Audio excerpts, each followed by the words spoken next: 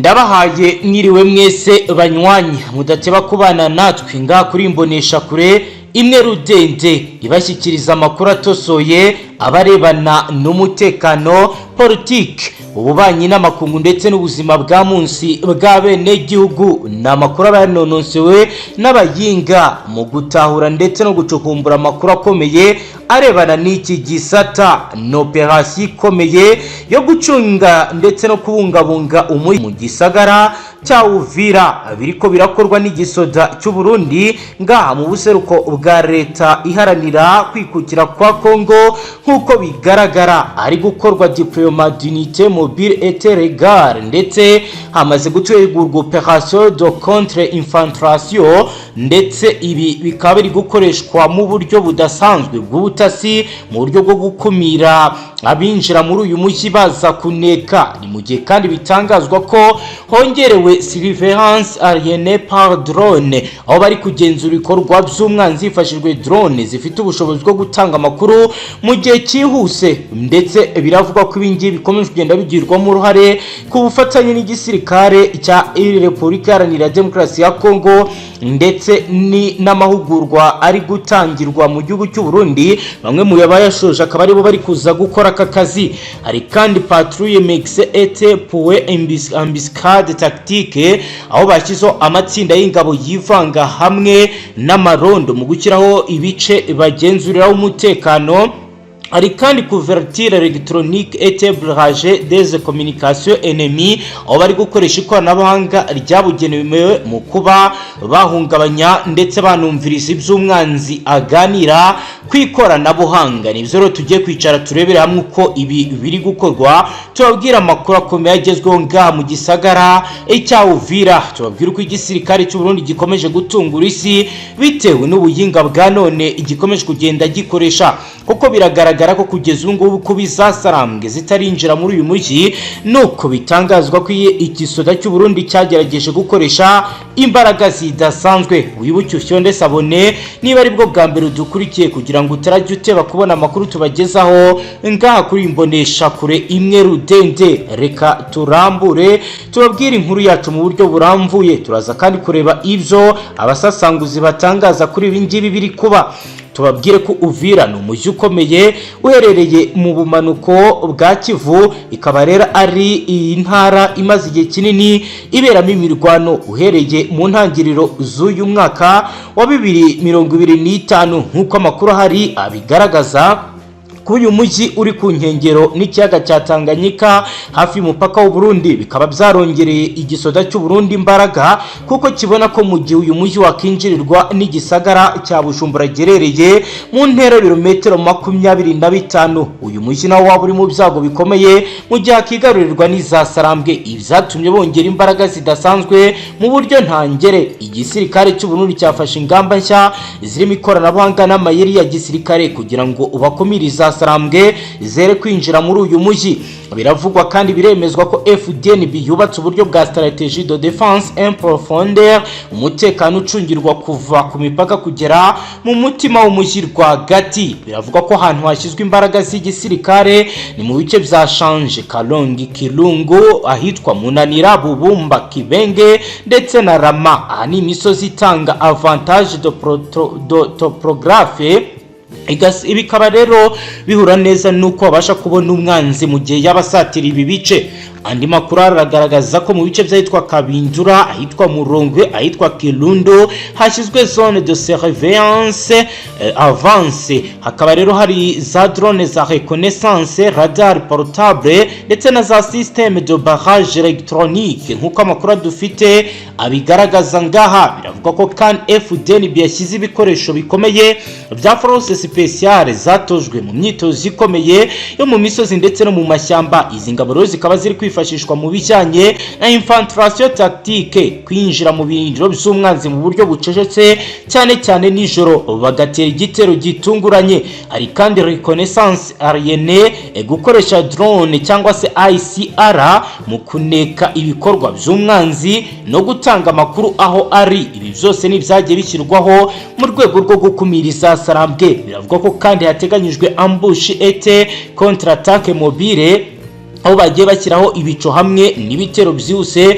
bidasanzwe mu rwego rwo kugira ngo babashe guca intege uwo bahanganye. Hari kandi couverture électronique, bari gukoresha uburyo bwo kurinda umwanzi ko amenya amakuru y'igisirikare cy'u Burundi, kuko bivugwa ko mu minsi yashize bahuye nuko binjiriwe mu byombo byabo, maze ibyo bayagaga hagati y'intwazangabo uruhande rw'izasarambwe rurabyumviriza. Mu minsi yashize izasarambwe zagaragaje ubushobozi bwo gukoresha inzira y'imisozi mu kugerageza kwinjira mu bice bitandukanye harimo Bukavu n'andi hatandukanye. Biravuga ko infiltration zagiye ziboneka mu duce twitwa Murongo ya mbere n'ahitwa Shishi, bizatumye Fdnb ifata ingamba zikomeye kugira ngo irinde corridor ya Uvira ndetse no mu bice byegereye ngaha. Fdnb bikaba yaragaragaje ubushobozi bwo gucungira umutekano Uvira binyuze mu buryo bugezweho bwa gisirikare bufite inshingano mu ikoranabuhanga, bufatanye n'inzego z'umutekano za FRDC gukoresha ingabo zabigize umwuga. Izi ngamba zatumye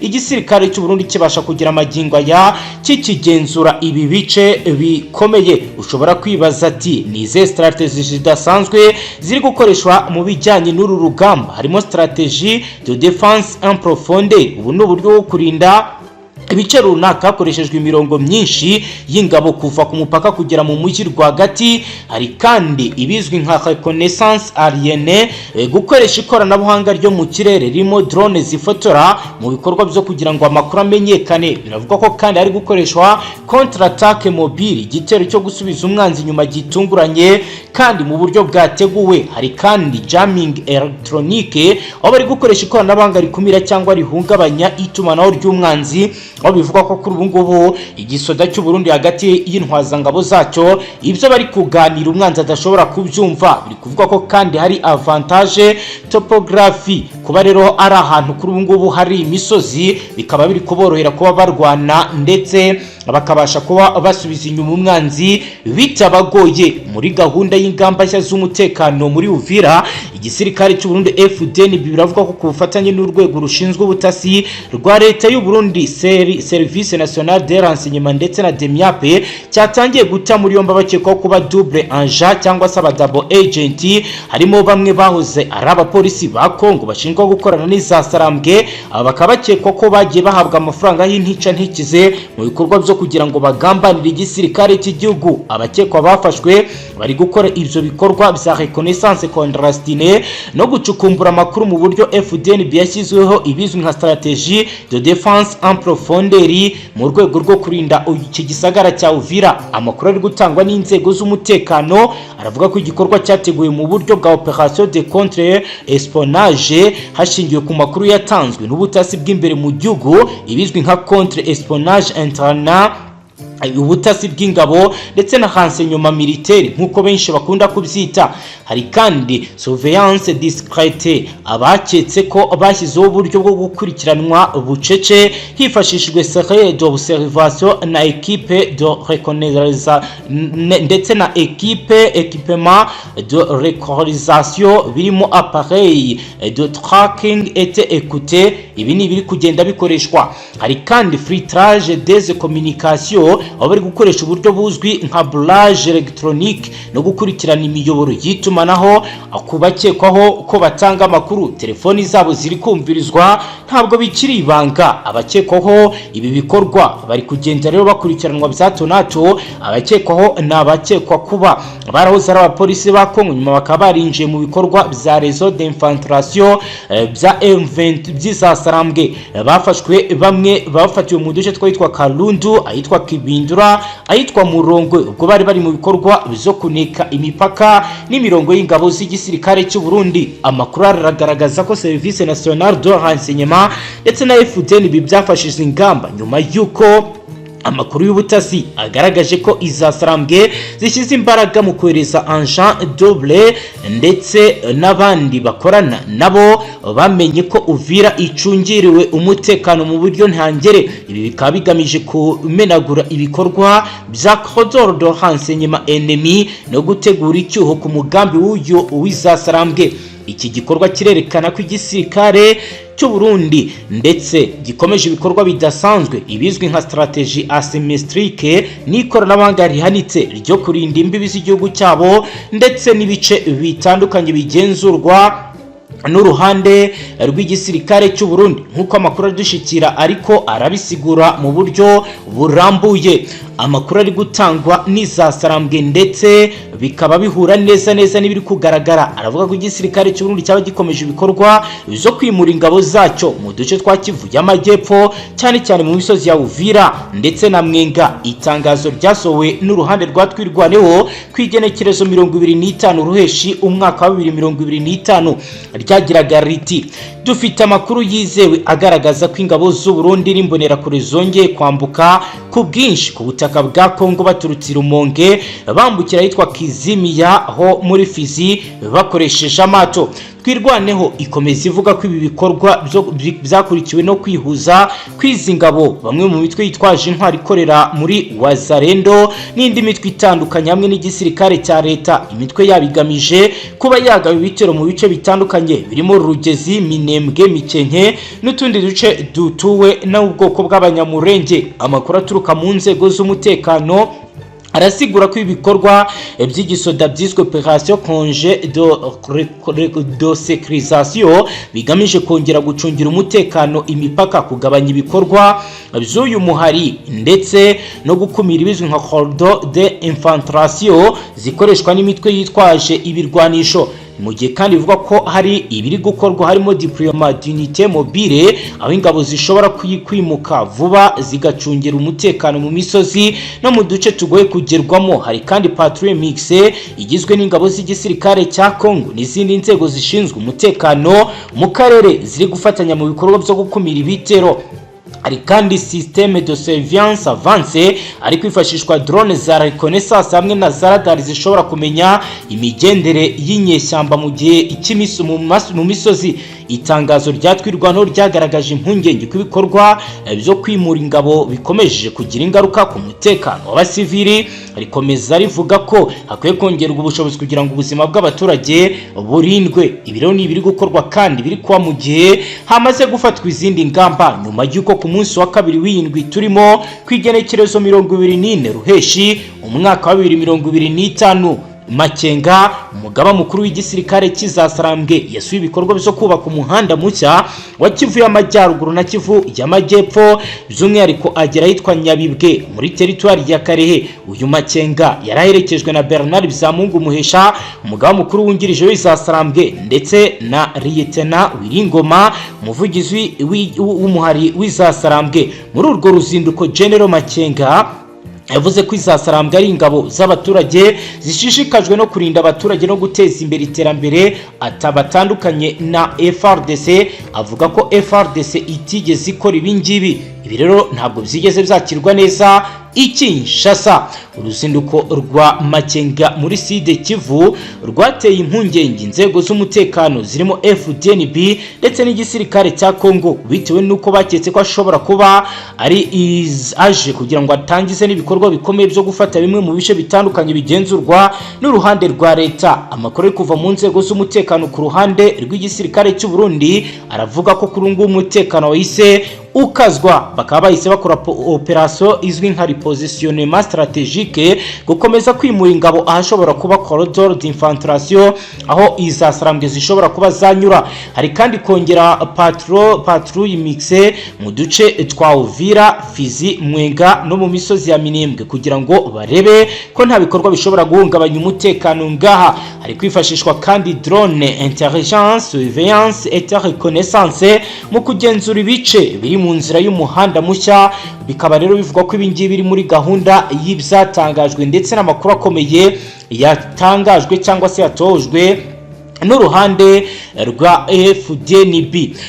Inzego z'umutekano zavuze ko uruzinduko rwa Makenga rwafashwe nk'insinzi y'izasarambwe mu rwego rwa propagande, ariko nanone rushobora kuba ruri mu mugambi wo gushimangira presence stratégique mu bice bya Sud Kivu. Ibyatumye habaho ingamba zihuse zo gukumira ibikorwa by'ubutasi ndetse n'ibindi bitandukanye bishobora kwibasira iki gice, kuko bitangazwa ko umutekano waha ukomeje kugenda ufata rundi rwego mu buryo benshi badatekereza. Hagati amakuru akomeye mu bubanyi n'amakungu agezweho navuga kuri Donald Trump, ibintu ntibikiri bya bindi. Perezida wa Leta Zunze Ubumwe za Amerika Donald Trump yashimangiye ko amasezerano y'amahoro hagati ya Repubulika ya Demokarasi ya Kongo n'u Rwanda azashyirwaho umukono ku munsi w'ejo kuwa gatanu ku igenekerezo 27 Ruheshi umwaka wa 2025. Ibi yabitangaje mu ijambo rye ryo ku munsi wa gatatu ku igenekerezo 25 Ruheshi irahe mu Buholande mu nama ya NATO. Bivyemejwe na Perezida wa Leta Zunze Ubumwe za Amerika bije nyuma y'itangazo ryatangajwe mu minsi mike ishize kuri iyi ngingo, mu gihe hagaragajwe intambwe igaragara mu gukemura amakimbirane hagati y'ibihugu byombi. Tubibutse ko ibihugu byombi Repubulika ya Demokarasi ya Kongo n'u Rwanda byashyize umukono ku itangazo ry'amateka ku itariki 25 z'ukwezi kwa kane ku nkunga ya Minisitiri w'Ububanyi n'Amahanga ya Leta Zunze Ubumwe za Amerika i Washington, aho byagaragaje ubushake bukomeye bwa politike bwo gukemura amakimbirane binyuze mu nzira z'amahoro. Umubano hagati ya Repubulika ya Demokarasi ya Kongo n'u Rwanda ukomeje kuba ingorabahizi, wiyongereho n'impagarara zikomeje zijyanye n'umutungo kamere n'umutekano w'akarere. Guverinoma ya Kongo ishinja u Rwanda gutera inkunga imitwe yitwaje intwaro ikorera mu burasirazuba bwa Kongo, ndetse ntitinya kuvuga ko muri iki gihe imijyi myinshi yigaruriwe n'ingabo z'u Rwanda n'inyeshyamba zizasarambwe. Ibi ni ibirego u Rwanda rwakanye kenshi rukavuga ko nta nyungu na nke rufite muri ibi bikorwa. Abantu benshi babona ko kugaruka kwa Donald Trump muri White House ari ikimenyetso gikomeye ku bibazo by'umutekano kiriho muri ibi bihe muri aka karere. Benshi bakabibona ko bishobora kuba byabigiye kurangira, abandi bakabona ko ari inkuru ishobora gutwara igihe kugira ngo ibintu bijye mu buryo umutekano wongere ugaruke. Ariko abasasanguzi mu za politike n'ububanyi n'amahanga basanga Donald Trump ntacyo atakoze kugira ngo amahoro yongere agaruke. Ni mu gihe kandi dukomeje kugenda twakira amakuru akomeye y'ibiri kuba ndetse n'ibiri kuvugwa. Mu yandi makuru reka tubabwire ko umugaba mukuru w'ingabo za Uganda General Mozikene Rugaba yohereje Major General James Birungi wahoze akuriye urwego rushinzwe ubutasi bw'igisirikare gukorera mu Burundi. Birungi yayoboye CMI hagati ya mwaka wa 2022 na Mata 2025 ubwo yasimburaga kuri izo nshingano Major General Albert Kandiho mbere yo kugirwa umuyobozi wa division y'ingabo za Uganda zishinzwe kurwanira mu misozi miremire. Mbere y'uko aba umuyobozi wa CMI, Birungi yari yaragiye akora izindi nshingano zikomeye mu gisirikare zirimo kuba umuyobozi w'umutwe w'ingabo zidasanzwe zizwi nka Special Force Commander. Kuwa gatanu nibwo General Muhozi yamuhinduriye inshingano mwohereza mu Burundi, aho yagiye kuba ushinzwe ibikorwa bya gisirikare Defense Attaché muri ambasade ya Uganda i Bujumbura. Nkuko bitangazwa, Birungi yasimbuye kuri izi nshingano Brigadier General Simon Onsha utegereje guhabwa inshingano nshya, inshingano zo kuyobora division y'ingabo zirwanira mu misozi miremire yari amazeho amezi 2 yonyine. Zasize zihise zihabwa Brigadier General Paul Muwenge wari umwungiriza we. Major General James Birungi yoherejwe gukorera i Burundi mu gihe igisirikare cya Uganda hari abasirikare babiri barimo Major ndetse na Kana kimaze iminsi igikoraho iperereza, kikaba kibakeka ibikorwa bigamije guhungabanya igihugu. Amakuru avuga ko bari aba officers bakuru bombi basanzwe ari abantu ba hafi ba Generali Muhozi. Kabarara amakuru akomeje kugenda asama agaragaza imyiteguro ikomeye igisirikare cya Uganda nacyo kiriko kirakora muri ibi bihe, nacyo kiri muri operation mu buseruko bwa Repubulika Iharanira Kwikukira kwa Kongo. Mu yandi makuru hari nuko kugeza ubu ngubu Uganda hatangiye kuba umukwabu ndetse n'ibidasanzwe kubakekaho gukorana na ADF. Naro bimeze gute? Igisirikare cya Uganda cyashyizeho itsinda ryo ku rwego rwo hejuru rishinzwe gukora iperereza ku bakorera mu nzego z'ubutasi nyuma y'aho biketswe ko batanze amakuru atariyo ateguza ko umutwe w'iterabwoba ADF uteganya kugaba ibitero by'ubwiyahuzi muri iki gihugu. Iri tsinda rigizwe n'uhagarariye umugaba mukuru w'ingabo n'umuyobozi mukuru wa polisi, umuyobozi w'urwego rushinzwe umutekano w'imbere, w'urwego rushinzwe umutekano wo hanze, umuyobozi w'ubugenzacyaha n'umuyobozi w'ishami rishinzwe iperereza mu mutwe w'ingabo zidasanzwe. Abayobozi bakuru, leta ya Uganda ivuga ko inzego zishinzwe gukumira ibikorwa by'iterabwoba zimaze iminsi iminsi zitanga integuza zikurikirana zivuga ko ADF shaka kugaba ibitero by'iterabwoba mu mujyi wa Kampala ariko ntibibe nkuko bizagiye bitangazwa ndetse binavugwa. Iperereza ry'ibanze ryagaragaje ko bishoboka ko bamwe mu bashinzwe umutekano bashobora kuba barakabirije aya makuru cyangwa se barayahimbye kugira ngo bahabwe amafaranga yitiriwe kurwanya iterabwoba. Umwe mu bashinzwe umutekano yagize ati nubwo ADF kiri ikibazo ntabwo twakemera ko inzego z'imbere ziganzwa no kwishakira inyungu bwite. Ubunyangamugayo bw'inzego zacu z'umutekano buruta byose. Ni nuko dusoje amakuru yacu. Wibuke ufyonde sabone. Twibanda cyane ku nkuru zikomakomeye zirebana n'umutekano, politique, ububanyi n'amakungu, ubuzima bwa munsi bw'abenegihugu. Astra Vistra.